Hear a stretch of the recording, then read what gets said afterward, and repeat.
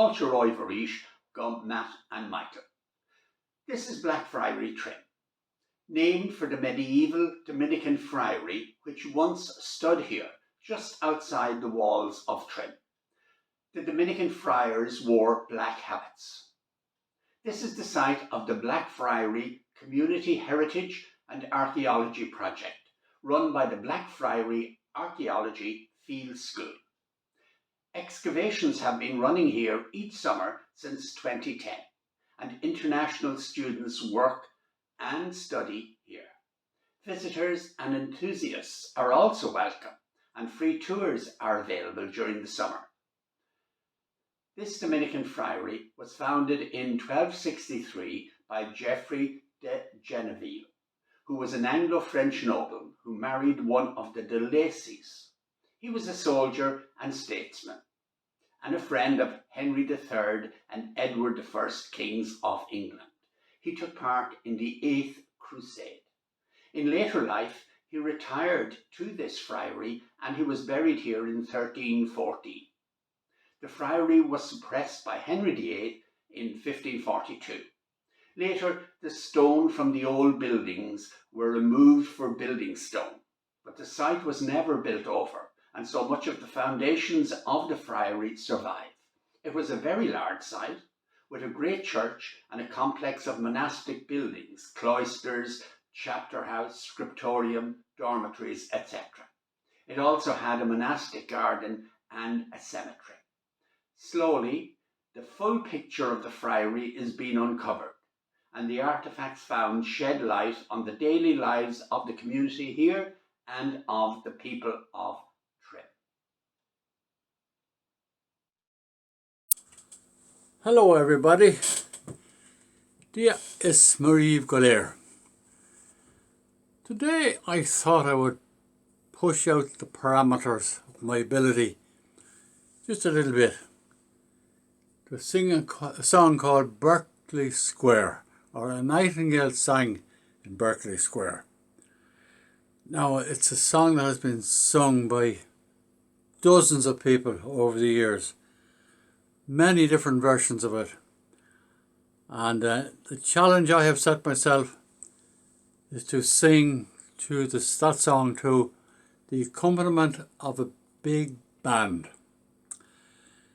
Now, of course, being the age that I am, I would have grown up with bands, dance bands and ballrooms and things as they used to be when we were all teenagers.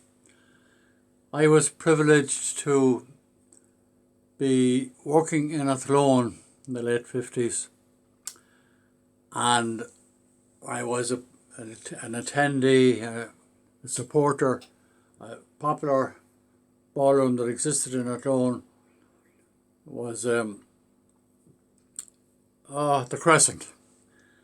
Crescent was owned and managed and operated by Syd Shine. He had his own orchestra, resident orchestra, and there was dancing there twice a week, and I would try to go at least once. I wouldn't have the money to go twice, but I used to go once anyway, to listen to Syd and his orchestra. Now, Athlone, being Athlone, it's a big town and it has an army and an army band. So Syd had access to some players from the army band. So the orchestra of the Crescent Ballroom consisted of saxophones and trumpets and trombones and drums, and Syd himself played a bit of the piano accordion on piano, I think, and it was all acoustic music, of course, the real thing, and there was some amplification to accommodate the voice of Cecil Featherstone, who was the singer. We used to call them crooner in those days. Yeah, he was the crooner. And very good he was. And there was a whole, and the dancing that took place was upstairs. Or was it downstairs? Upstairs, I think. And but anyway, there was a supper room attached. So that's the way it was those days. We went to a dance and there was a supper room upstairs where you had your supper. drink intoxicating liquor wasn't even on the agenda. You didn't have to have intoxicating drink in order to enjoy yourself when I was a gussin. No, not at all. We were able to enjoy ourselves just with the music and the dancing. So I thought I would, I'm singing this song because it reminds me of those days, and those days in Athlone and the Crescent Ballroom and Syd Shine and all those happy memories, and I dedicate the song to the memory of those people, all the friends I knew then, and God rest those that are gone, and happy days to those that are still with us. So I hope you enjoy The Nightingale Sang in Berkeley Square.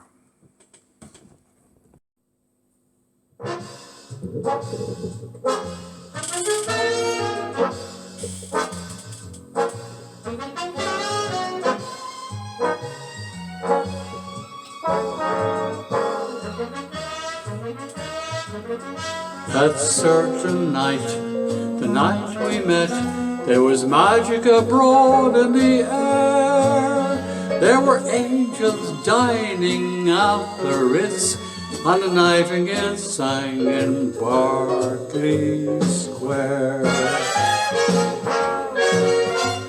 I may be right, I may be wrong, but I'm perfectly willing to swear that when you turned and smiled at me, a nightingale sang in Berkeley Square.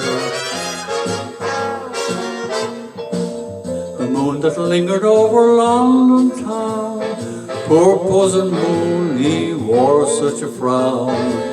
How could he know we two were so in love? The whole darn world went upside down. Streets of town were paved with stars. It was such a romantic affair. And when you turned and smiled at me, the nightingale sang in Berkeley Square.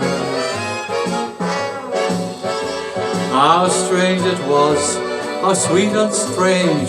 There was never a dream to compare with that hazy, crazy night we met, when a nightingale sang in Berkeley Square. This heart of mine beat loud and fast, like a merry-go-round in a fair, and we were dancing cheek to cheek when a nightingale sang in Berkeley Square. When dawn came swelling up our dawn and blue to enter up our rendezvous, I still remember when you smiled and said, was that a dream or was it true? Oh, my steps were just as light as the dancing feet of a slave, and like an echo far away, a nightingale sang in Berkeley. That night in Berkeley, that night in Berkeley Square.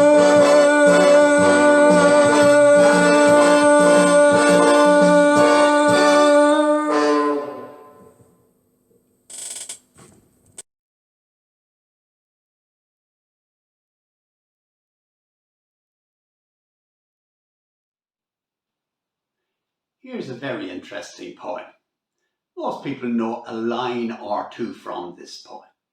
It's called The New Colossus, and it's by American poet Emma Lazarus, who was born in 1849 and died in 1887. She wrote this poem in 1883 to raise money for the construction of a pedestal for the Statue of Liberty, which I think was a present from the people of France. The Statue of Liberty was erected there in 1886, and the poet died of cancer a year later, at the age of 38. In 1903, a cast of the text of this poem was placed inside the pedestal, so visitors can read it on their way to see the Statue of Liberty.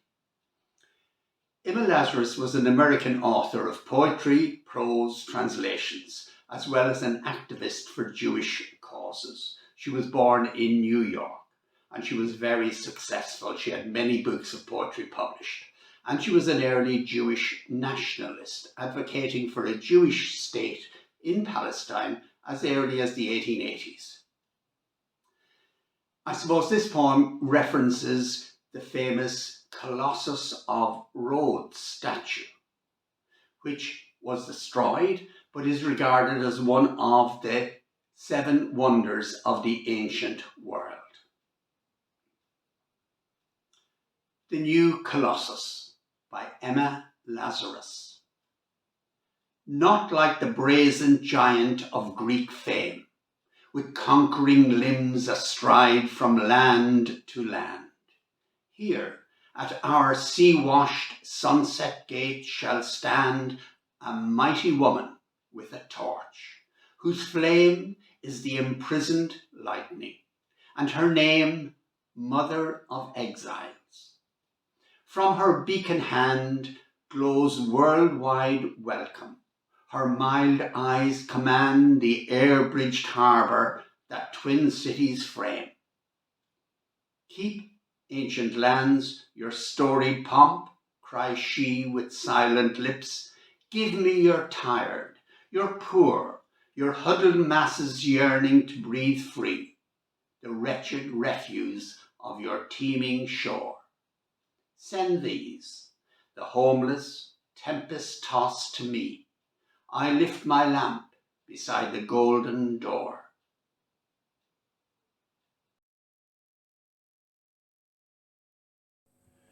Hello everybody, Dias Mariv. Well, if I have to explain this song, I'm just not doing my job very well. In the immortal words of my poor old Aunt Angela, she would say, he has it bad.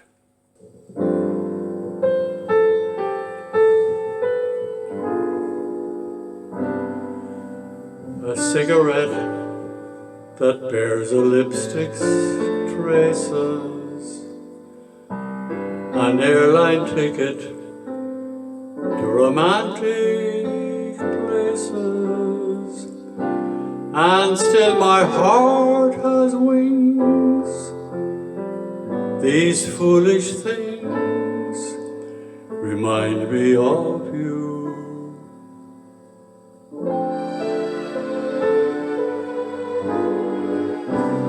A tinkling piano in the next apartment.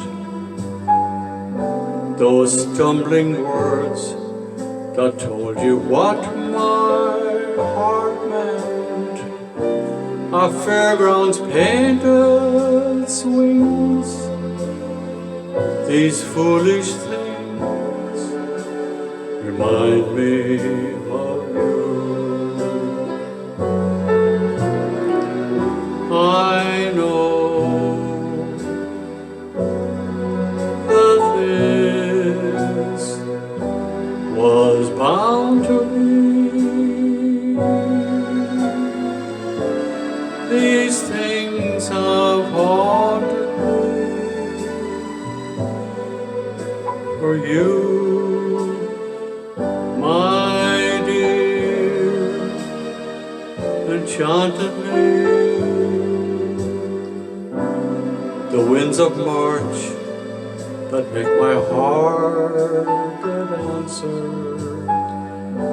A telephone that rings, but who's to answer? Oh, how the ghost of you clings. These foolish things remind me of you.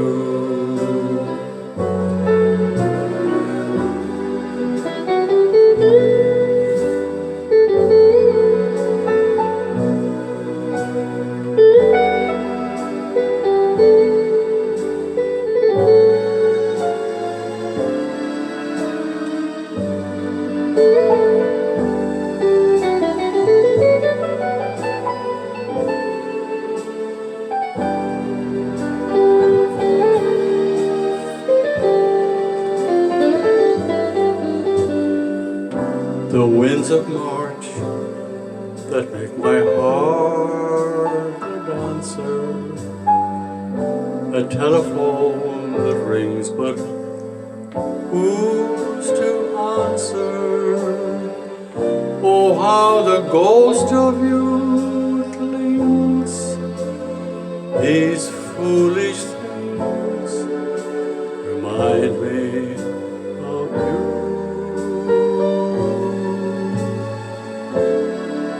Remind me, remind me, remind me of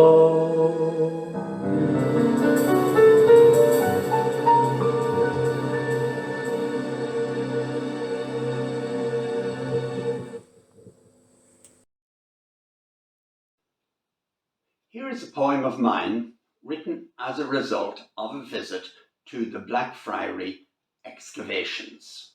I was chatting to one of the students there who told me that they had excavated an infant burial and had been surprised to find so many shroud pins.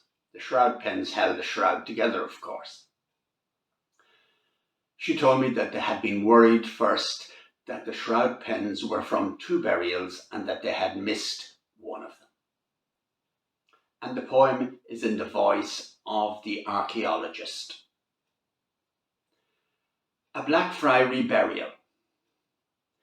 Infants take much longer, their bones fragile, faint, more difficult to dig. I spent 2 days with make-up brush and trowel, while my workmate recorded progress, drew each bone of the emerging skeleton. When I had finished, every scrap in view, I joined the other diggers, who one by one had left their cuts to stand above, stare in admiration or remembrance. Some judged age, agreed on 2. I didn't care by then, worn out. Spent that restless night brushing soil from friendly skulls, staring at their smiles. Next morning, back at the site, I analysed my finds tray, shocked to count so many shroud pins. Tarnished and slight, 10 from my burial. We searched and found the books suggested that the norm was 4. And our past experience on this ground confirmed that. It was worrying. Although I had been methodical, I may have missed an infant, failed to notice the ghostly trace of decay. But it was time to lift, bag bones for later lab work. On my knees that evening, packing the final flimsy pieces in their labelled bags, I realised the care desolate parents took to wrap this transient gift. How well they sealed its shroud with abundant pins, to equip the body for its long and silent wait until we reverently raised it up.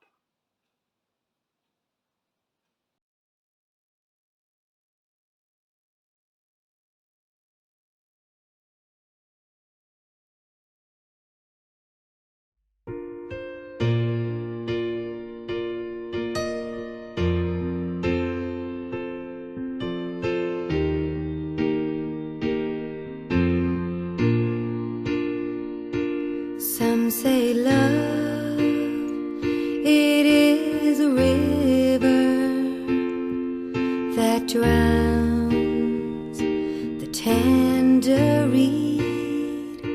Some say love, it is a razor that leaves your soul to bleed. Some say love, it is a hunger,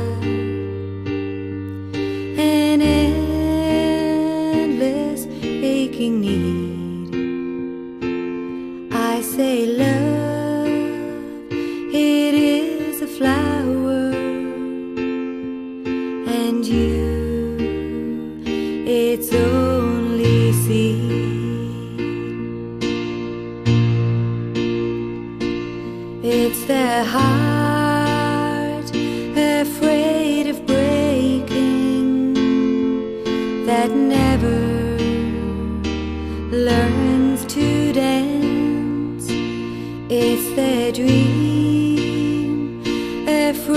afraid of waking, that never takes their chance. It's the one who won't be taken, who cannot seem to give, and they're so afraid of dying that never learns to live.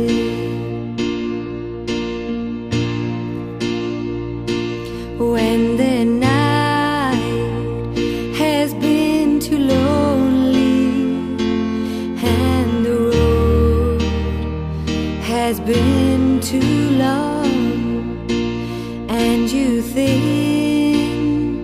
that love is only for the lucky and the strong, just remember, in the winter, far beneath their bitter snows, lies their seed that with the sun's love in the spring becomes their rose.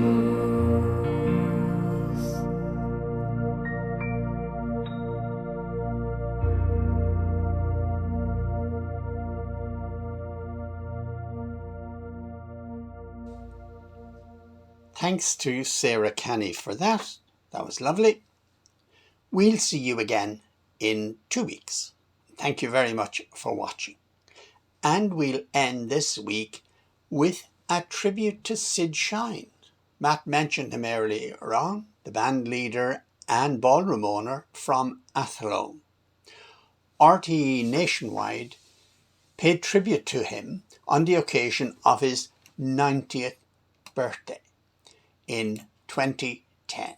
And here's a brief excerpt from that programme. Until we see you again, take care and God bless.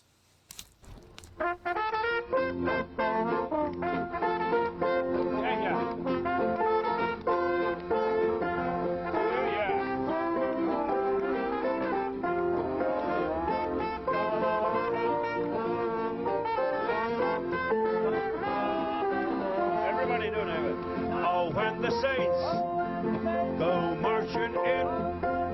Oh, when the saints go marching in. I want to be here in that number. Oh, when the saints go marching. Right, lads, let's hear the band. Yeah. Right, we go. Oh, when Syd Shine go marching in. Oh, when A group of musicians and singers who travelled the length and breadth of the country during the 1960s, toured the UK and the United States, and made their mark wherever they went. Let's do it, lads. Here we go. Oh, marching in. The truth is, Syd and the Saints was one of Ireland's finest show bands, and today they're back together again to pay tribute to the man they call the Commodore, band leader Syd Shine, hale and hearty, still playing the keyboards and about to celebrate his 90th birthday. Oh, when the band begins to play, I want to be here in that number. Oh, when the band goes marching in. Yeah, well done, Saints. Thank you. Syd Shine was born into music. His family owned the old Crescent Ballroom in Athlone. His own band toured the country, but still played there twice a week. And a generation of people from right across the Midlands and beyond came to dance there.